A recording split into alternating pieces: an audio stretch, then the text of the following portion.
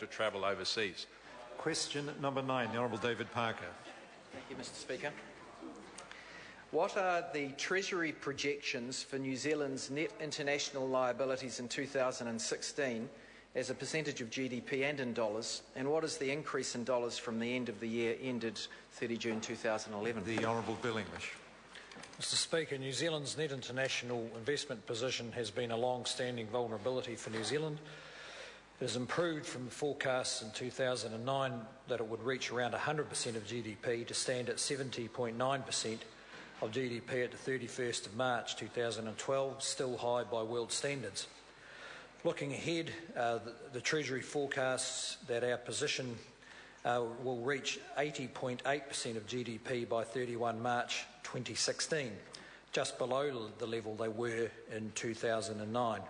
That amounts to a $204.2 billion liability and is an increase of $67 billion from 30th of June 2011. The Honourable David Parker. Given that Treasury's projection shows New Zealand's net international liabilities growing, according to your figures, by $67 billion, does he agree with the ANZ commentary today that, quotes, our external debt levels remain high and the current account deficit is moving back to the 5% plus danger zone? The Honourable Bill English. Mr. Speaker, I certainly agree that our net international liabilities remain high. The primary driver of those has been high household debt.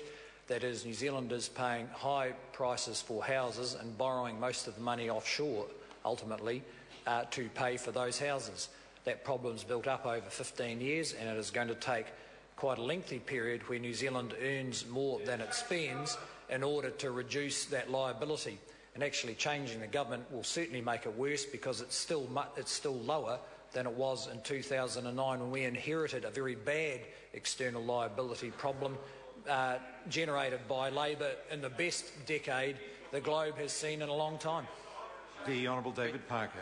Given that the BNZ's summation of this is that the surging deficit threatens New Zealand's credit rating, and that they forecast that the current account deficit is going to rise to 8.3% of GDP, does the Minister have any other plans other than those that he's already implemented to curb this problem?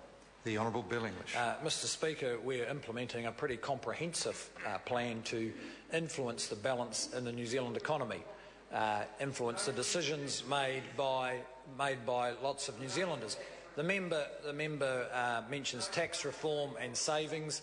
Back in 2010, we put in place a comprehensive tax package that reduced the tax on savings and work and increased the tax on property and consumption. And with respect to savings, the KiwiSaver contributions will rise on the 1st of April next year. The good news is New Zealanders are now saving a much greater proportion of their income than they ever did under the previous government. In fact, under the previous Labor government, New Zealand had the worst savings rates it has ever had at a time when the economy was meant to be as good as it had ever been. The Honourable, I beg your pardon, Louise Upston.